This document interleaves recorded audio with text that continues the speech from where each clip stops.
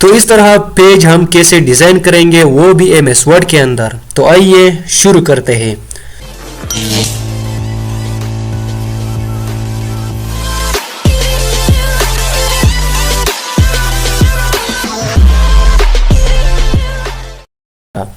अब सबसे पहले हमने इसका मार्जिन करना है।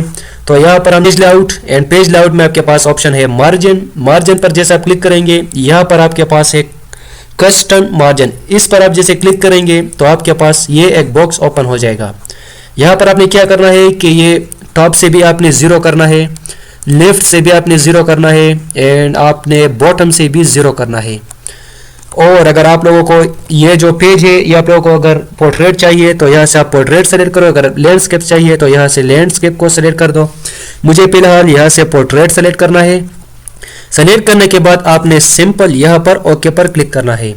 जैसे ओके पर क्लिक करेंगे ये आपके पास आ जाएगा। अब सबसे पहले तो हम इसका मुकम्मल रिव्यू करते हैं। तो ये देखो ये आपके पास इस तरह एक पेज ओपन हो जाएगा।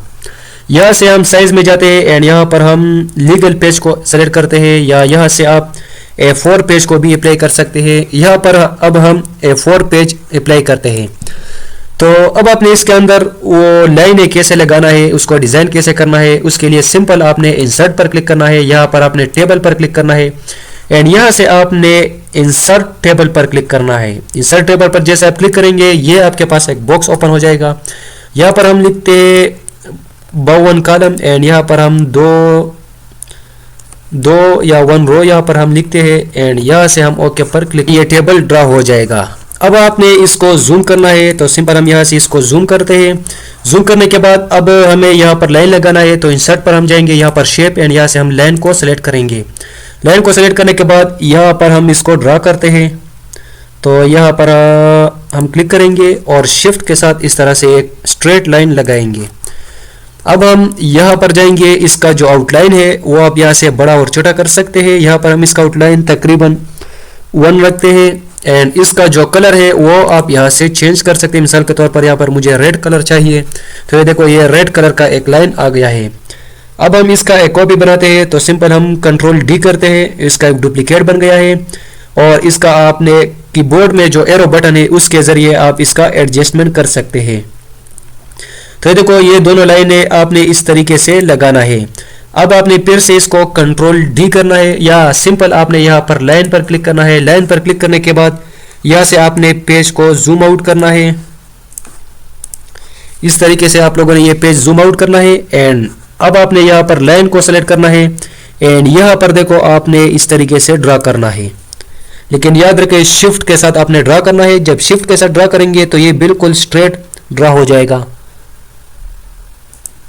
तो ये देखो इस तरीके से आप लोगों ने ड्रा करना है। ड्रा करने के बाद अब हम फिर से इसको जूम करते हैं। जूम करने के बाद अब आपने यहाँ पर इसका आउटलाइन को फिर से 1 करना है एंड इसका जो कलर है वो आप रेड कर दो। एंड रेड करने के बाद आपने Ctrl+D करना है। Ctrl+D करने के बाद कीबोर्ड में जो एरो बटन है उसके ज़रिए आपने इसका एडजस्टमेंट करना है।